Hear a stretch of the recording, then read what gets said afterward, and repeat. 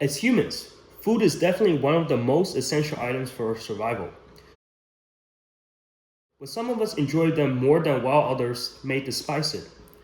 Personally, I'm a big food connoisseur, enjoy almost every cuisine that there is to offer. And as simple as food might seem to our naked eyes, there are actually an abundance amount of hidden science within the process of making them.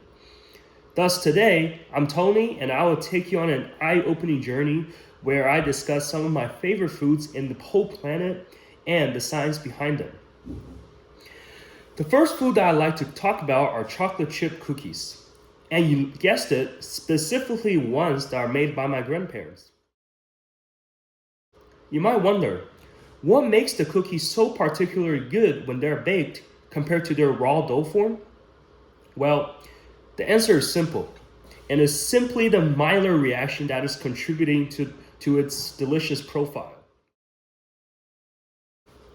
During the baking process, the heat acts as an energy source for a chemical reaction that the amino acids and the sugar react, which forms that golden brown crust around the cookie.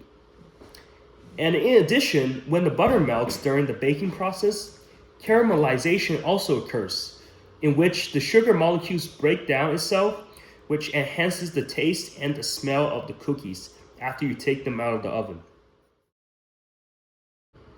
The second food that I'm sure most of you guys all love are eggs. Especially scrambled eggs. Similar to baking cookies, when you cook the eggs over a fire on a pan, the eggs undergo a chemical reaction which denature and coagulate, just rearranges the proteins in the egg to form that fluffy texture that we all love.